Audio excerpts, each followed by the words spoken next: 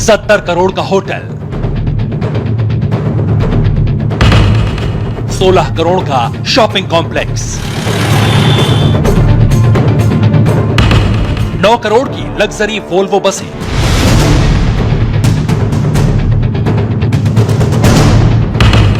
Airport के पास 35 बीघा जमीन,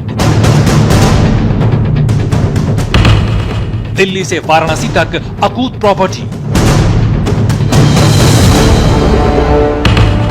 योगी के शिकंजे में 500 करोड़ का ARTO,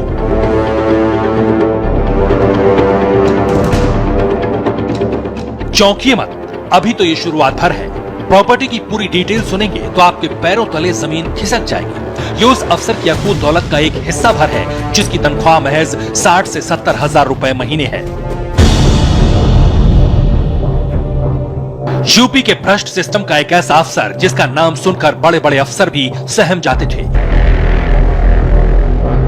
वो अफसर जिसके नाम का सिक्का लखनऊ के पंचम तल से दिल्ली तक चलता था। वो अफसर जो मायावती और अखिलेश के राज में ट्रांसपोर्ट की दुनिया का बेताज बादशाह हुआ करता था। काली कमाई के इस कुबेर पर जब योगी की पुलिस ने हाथ डाला तो ब्लैक मनी के एक ऐसे रैकेट का खुलासा हुआ जिसके तार सड़क से लेकर लखनऊ के उस पंचम तल तक जुड़ने लगे जहां से पूरे यूपी की हुकूमत चलती है। Luxury hotel, shopping complex, luxury Volvo बसों का बेड़ा, महंगी महंगी जमीनें, ये तो सिर्फ उन प्रॉपर्टीज की लिस्ट है जिनके दस्तावेज पुलिस को मिले हैं। अभी पूरे साम्राज्य का खुलासा होना बाकी है। एक छोटे से अफसर के पास आखिर इतनी बेशुमार दौलत कहां से आई? वो कौन सी ताकत थी जिसके बूते यूपी का ये अरबपति बाबू बेखौफ होकर अपना काला साम्राज्य बढ़ाता रहा? इस अफसर की पूरी कहानी बताएं, इससे पहले देखिए आखिर कैसे ये बड़ी मछली योगी सरकार के शिकंजे में फंसी। जिला चंदौली, उत्तर प्रदेश। जिला चंदौली यूपी का वो इलाका जो कभी कभी ही सुर्खियों में आता है। यूपी में एक पेट्रोलिंग टीम उस वक्त हाईवे पर निकली और पुलिस को यह पता लगा कि ट्रकों की लंबी लाइन की वजह से हाईवे पर जाम लग गया है।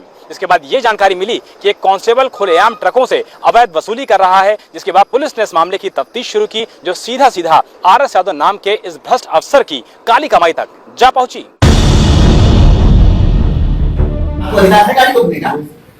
क्यों रोका आपने गाड़ी? अगर मैं यहाँ से जाऊँ और चौराहे पे मुझे कोई पुलिस वाला न मिले तो मैं क्या करूँगा कि मैं पुलिस वाला बंद करके वसूली करने लगूँ? थाना नहीं है, उस थाने का कोतवाल नहीं है, इंस्पेक्टर नहीं है, टिकट नहीं है, 100 की गाड़ी नहीं चल रही है। पुलिस स्टेशन में खड़े इस कांस्टेबल को देख करके आप अंदाजा लगा सकते हैं कि ये शख्स महीने में करोड़ों रुपए की वसूली करता होगा। आईडी है? आईडी नहीं है। नेम प्लेट है? नहीं, यहाँ लगी है नेम प्लेट। तो जब नेम प्लेट नहीं लगी, हमारी लगी है। सब लोग जानते हैं कि मैं त्रिपुरारी पांडे, है ना? तो तुम्हारा क्या प्रमाण है? नाम शिव बहादुर यादव, RS यादव की टीम की एक अहम कड़ी। वो कांस्टेबल जो सड़क पर निकलता था तो हाईवे पर ट्रकों की लंबी लंबी कतारें लग जाती थी। भ्रष्ट अफसर के इस साम्राज्य में एक और किरदार है, नाम है महेंद्र मौर्य। महेंद्र RS यादव का प्राइवेट ड्राइवर है। जांच हुई तो पता चला कि गाड़ी चलाने वाले इसी शख्स के नाम से वाराणसी में 70 करोड़ का होटल है। ARTO का पूरा काला साम्राज्य इन्हीं 2 लोगों के भरोसे चलता था, लेकिन यही लोग RS यादव के पतन के कारण भी बन गए। गुरुवार को Chandauli CO city Tripurari Pandey highway से गुजर रहे थे। ARTO की गाड़ी लेकर सिपाही शिव बहादुर यादव ट्रकों से अवैध वसूली कर रहा था। पूछताछ हुई तो कांस्टेबल ने बताया कि वो ARTO के कहने पर ही ट्रकों से पैसे वसूल रहा है। बस इतने छोटे से खुलासे भर से ARTO RS यादव का पूरा काला चिट्ठा खुल गया। दरअसल पुलिस के सख्त तेवर के बाद ये कांस्टेबल टूट गया और खुद ब खुद अपने आका के सीक्रेट राज उगलने लगा। कैसे ARTO सब सिस्टम चलता है? एंट्री के नाम से चलता है। ओवरलोड गाड़ियों से एंट्री ली जाती है 3000 लगभग एक गाड़ी से, और ये जो एक सिस्टम होता है एक लिस्ट मिलाई जाती है गाड़ी है या नहीं है। जो गाड़ी होती है ओवरलोड सब छोड़ दी जाती है, जो नहीं रहती वो बंद कर दी जाती है। ये ARTO सब जिले में कब से? ये सब वर्षों से हैं सर, यहाँ कई सालों से हैं। आरएस यादव ने सोचा भी नहीं था कि जिसने 2 दशक में इतना बड़ा साम्राज्य खड़ा किया वो नई सरकार आते ही रेत के महल की तरह भरभरा कर गिर जाएगा। कांस्टेबल पर शिकंजा कसने के बाद आरएस यादव भागा भागा लखनऊ गया। दिल्ली से लखनऊ तक बड़े बड़े लोगों से फोन पर मदद मांगी, लेकिन सब ने हाथ खड़े कर दिए, क्योंकि ये एक ऐसा केस था जिस पर सीधे सीएम योगी की नजर थी। सबसे बड़ी बात थी कि आरएस यादव के सबसे करीबी कांस्टेबल ने रट्टू तोते की तरह पुलिस के सामने सारी कहानी उगल दी।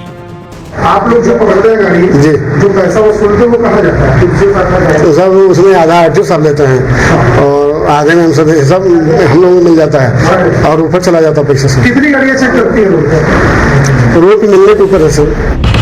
कांस्टेबल शिव बहादुर यादव से मिले इसी सुराग के बाद यूपी पुलिस ने ताबड़तोड़ छापेमारी शुरू की और खुलती चली गई सारी कड़ियां। वाराणसी से शैलेश चौरसिया के साथ संतोष जायसवाल, इंडिया टीवी, चंदौली। 33 साल पहले आरएस यादव ने उत्तर प्रदेश जल निगम में बतौर जूनियर इंजीनियर नौकरी शुरू की थी। 23 साल पहले किसी तरह से जुगाड़ लगाकर आरटीओ डिपार्टमेंट में डेप्यूटेशन पर पहुंच गया। इसके बाद प्रमोशन पाकर वो एआरटीओ बन गया और फिर उसने काली कमाई का सारा रिकॉर्ड तोड़ दिया।